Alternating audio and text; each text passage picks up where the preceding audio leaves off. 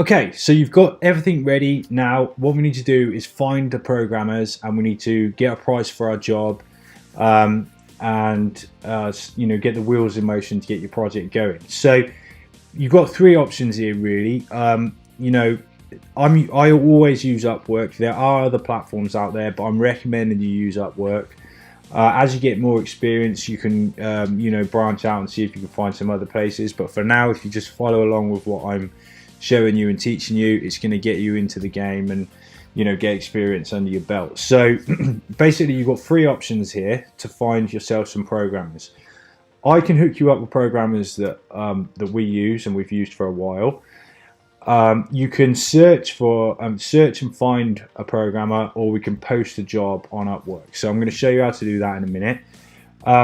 The programmers that we've used, you've got the added advantage of we've already tested them out, we've already tried them, their English is great, they work well and all the rest of it. There is a team of about 50 of them, so they've got the experience altogether. So if they get stuck on one thing, if you're kind of trying to create Facebook apps which are integrated with your Shopify app, they've got a guy over there that does that and a guy over here that does that, so they all kind of work together.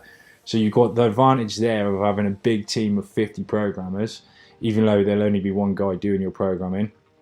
I just want to say I get absolutely nothing for or hooking you up with these guys. There's nothing in it for me. It's just part of this course, and and a bit of a kind of bonus or a helping hand for you guys. So if 200 people go to them and all try and get them, then it's going to be first come first serve. I don't know how many projects they can handle at once, but I should imagine it wouldn't be 200. So like I say, that's first come first serve. So let's take a look. You'll need to go and make an account at Upwork. I'll post the link in below this video. So I've had my account for years. I can't quite remember the sign up process, but it should be pretty straightforward and pretty simple. Just go and create an account. You'll need to add your bank card, a method of payment or a credit card so that you can pay these guys. Once you've got your account set up, looking in your account here, if we find freelancers, okay, let's look at this one first. So this is basically searching for a programmer and find it. So I'm just going to type in Shopify app and hit enter, and this is going to bring up a load. Now there's thousands of people on Upwork if you're not familiar with Upwork. So basically here, here it tells you all these. You want to start looking at their description of stuff. There's this guy here, e-commerce, Shopify, WooCommerce. So this guy looks like a pretty good guy for building Shopify apps. If we click his name here, he tells us a bit about his stuff. So read through all this. All work history down here. Here is where the guy's feedback is going to be. So make sure you check out their feedback and see if they've got any bad feedback. Just sort of get a feel of it. And then if you are, if you want to hire this guy, then click post a job to invite, and then go through it. Let's just click it and see. I really never, this is up to you. I'm giving you the options. Personally, I don't do it this way. If I wasn't going to use the programmers that I've got now and I was looking for programmers, I would actually post a job. So I'm going to show you how to do that in a minute, but I just want to show you there is this option as well. So here, yeah, it looks like you just need to fill in. Yep, this is quite similar to creating a job. Yeah, so you basically fill in the fields, give them the information, post and send the The only thing you want to do is make sure you click this, only freelancers I've invited can find this job, okay? That means you're directly talking to this guy. Okay, so that's one way you can just basically search and find them and reach out and contact these guys personally, okay? Now the other way I would do it, or this is how I personally would do it, is I would come up to jobs and I would post a job. So let's just leave this page and create a new job post. Okay, we'll just leave it at that. So here, tell us what work you want done. We want, see if it comes up, Shopify or e-commerce development. That's the one we want. So name your post. So we'd want a Shopify app that connects via API to manage Facebook ads. Okay, now I'm just using that as an example. Of course, you need to put in there what's relevant to your software or your app. Click next. Choose whichever is relevant. New e-commerce site development. That's probably about as close as it's going to get there. Okay, so now we can give a description of the work we want done. I wouldn't upload any attachments, anything like that. I'd go one-time project for now, which probably be setup Mangetto project or other. I want to hire one freelancer. I'd leave it at that for now. I have specifications, yes. Which are the most two important programming languages? Okay, so I'll put below this video, I'll put the programming languages that your developer should know. I can't remember them off the top of my head, so I'll add those in. Which time of frame? Yeah, I'll add the frameworks in as well, so that you can put those in.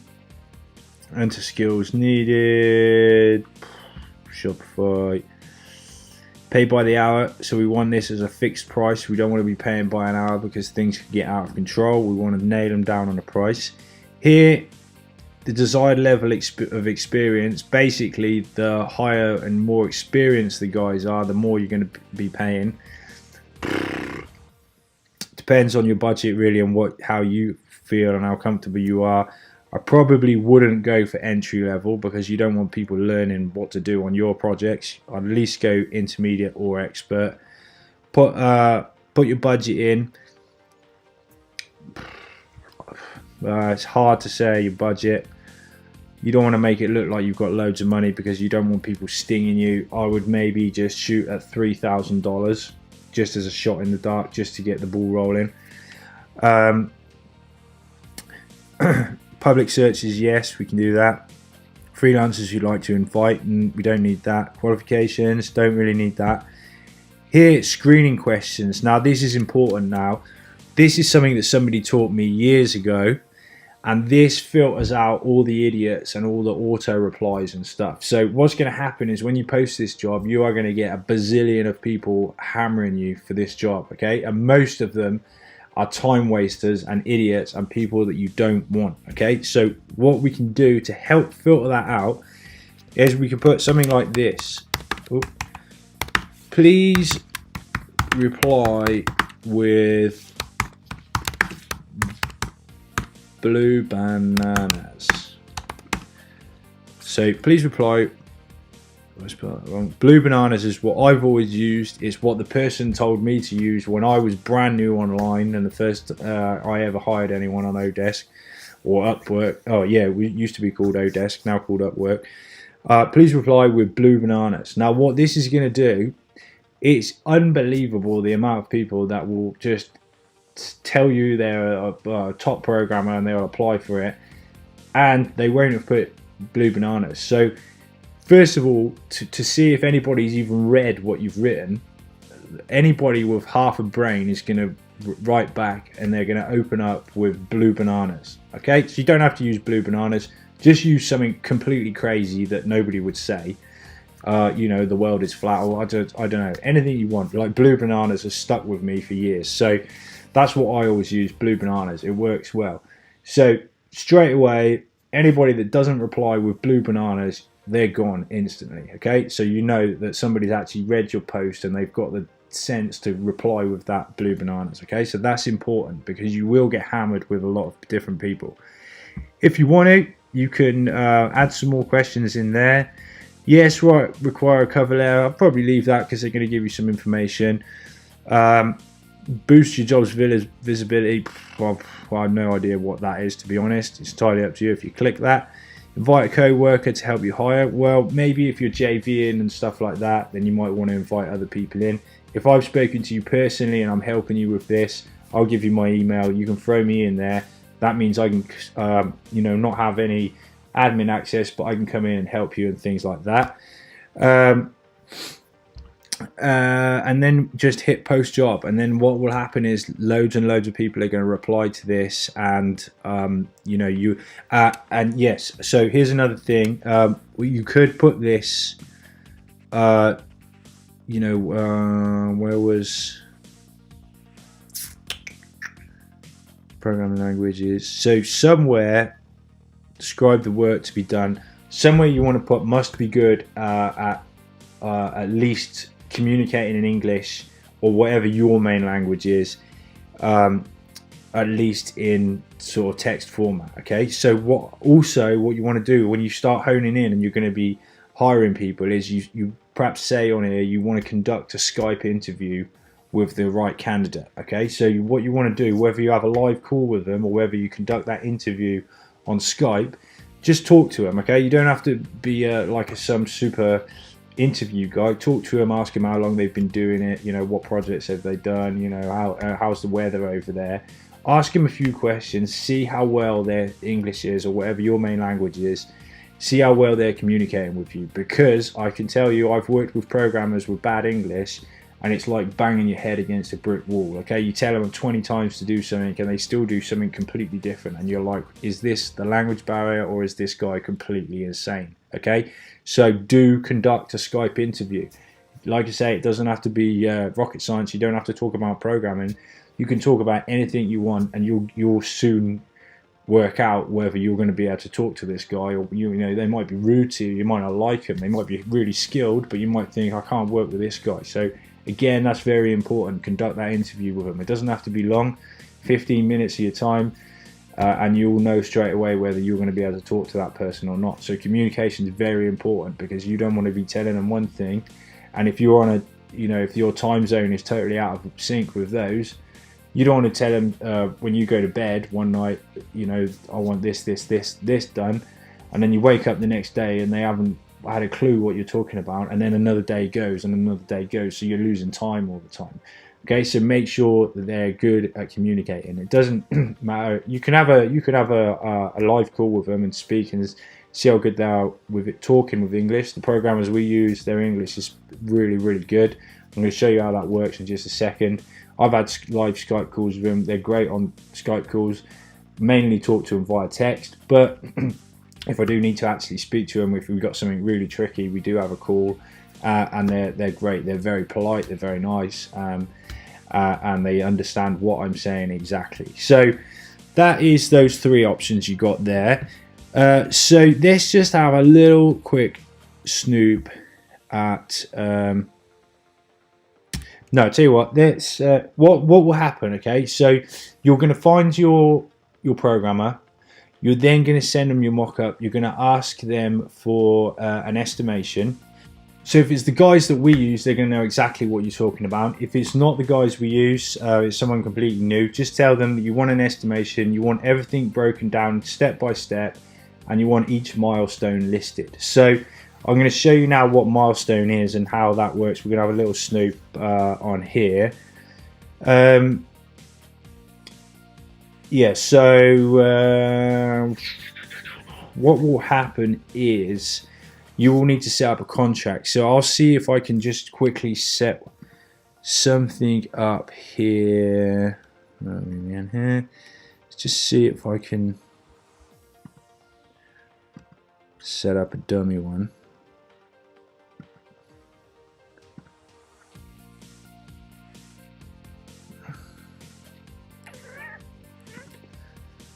Okay, let's see. Let's go over here and just see.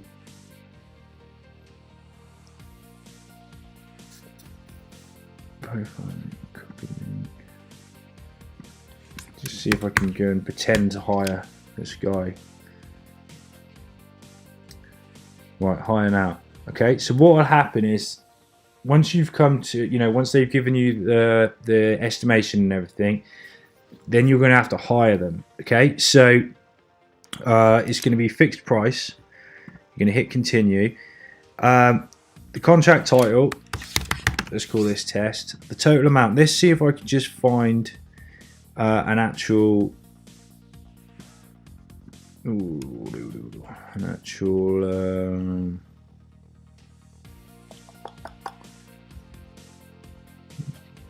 estimation. Okay, yeah, so here is, just on a notepad, here's an example of an estimation. So this is how they're going to come back to you. Okay, so each sort of part is a milestone. So milestone 1, blah blah blah blah blah blah blah blah blah blah, Q&A testing. So as you move through it, I'll try and explain it as I go, but if if I'm kind of rushing ahead or anything, but as you move through it, they break down the project into milestones and hours. So this first one here is $600. Here's what they're going to do. You'll get to the end of that milestone, and then it's Q&A and testing. So you'll get to there before you've actually released that money. Q&A and testing. If something's not right, if it's not working properly, you test it. Is it working? Isn't it working? Fix it. Once that's done, you release the money and you move on. Okay, so they give you these milestones, so you need to go and set up the contract. So this would be test. Oh, where was that? Do I have a total? No, I don't know. 6, 12, 24. So $3,600. That. So the total would be $3,600 for this one. We don't want to deposit the whole lot in one test. So what I always do is just go milestone 1 like this. They were all 600, so we go 600 in there. Create additional milestone. We go milestone 2. 600. Okay, and so on. And then you just keep creating the milestones until it matches the estimation they've given you. And then here, the work description, I'll just put something loose, rough, like super software. Okay, it doesn't really matter. You're never going to be really looking at it much. Yes, you understand, hit higher, right? I'm not actually going to hit higher now because I don't want, this was just a test. Once you've done that, let's get rid of this. Let's go back and look at another one. Once you have done that, then we will have something that looks like this. Now, when you very first set that contract up, it will ask you to make the first payment for the very first milestone. Now, what happens with these payments is it goes into escrow, so it's held.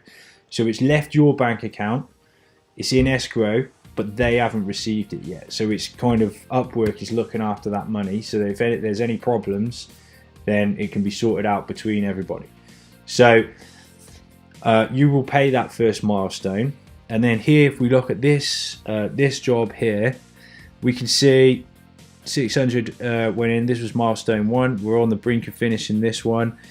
As you move through, looking back over here at this, as you move through Q&A and testing, what happened is when you're happy with this milestone 1, you'll be able to hit pay there. It'll release that one that you already paid that was in escrow, and then you'll fund the next one. And then you'll move through your project like that. So you'll be releasing, so it's held in escrow, so they haven't got it, but it's there in the middle, so they'll do the work. When you're ready, release that one, fund the next one. Release that one, fund the next one.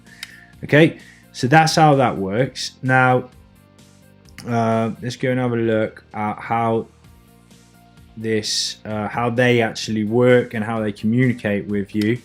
So here we go here on this. So at the end of the day, it is 20 past 2 p.m. my time. I'm in the UK here. We're on energy saving time, or what is it? We're on GMT time here. 4:20. It's coming up to the end of their day. Now here, Pawan Kumar, this guy is the guy that I communicate with, and he communicates with all the programmers. So no matter how many jobs I've got on at the same time, I'm talking to this guy, he's talking to everyone else. We communicate like that. At the end of each day, he sends me this status report. Now, if you're not working with our guys and you've gone out and you found your own programmers, make sure you tell them that at the end of the day, you want a status report to update you on what progress has been made for that day. So you can see what they've done, you can test stuff and stuff like that. So he lets me know, blah, blah, blah, blah, blah, blah, blah, blah, blah, blah. Then what I usually do is in the evening when I'm sat down and the whole working day's finished, I might sit here with my laptop in front of the TV. where there's no kind of pressure or worry, and I might have a look and I go and check and I go and see what is done and I test it. Is it working? Is it what I wanted? Do I want any changes? And as far as changes are concerned, now the way these guys work the best is try not to hammer them with, oh, I want to change this, I want to do this. Wait for that Q&A section at the end of each milestone. Then if you want to make any small changes, if you want to add stuff on, so say you've started your software project and you've had a sudden major brainwave and you want to add on this big load of stuff, just do that right at the end. Get through the project, get it all up to a certain level, then say, right, I want to add this feature, I want to add that function right at the end, okay? Because what you'll do is you'll just slow the whole project down, you'll confuse everything, nothing will be going to plan. So just stick with the plan, small minor changes, button moves, the way this worked, the way that worked at that Q&A testing stage. That's the time to do that, to do those small changes. But any additions and any big changes, just wait till you've gone through, because you'll slow it down. I've done it myself, and it's all got crazy and it's all got confusing. So just stick to the plan, progress, and things will, you might be eager, but then the whole process will actually go a lot quicker. So, so that's pretty much it on hiring the programmers. Any problems, any questions, again, Facebook group. If you want me to connect you up with the programmers that we use, then please use the support desk for that, okay? Send an email, use let's think of a subject line. Use the subject line programmers.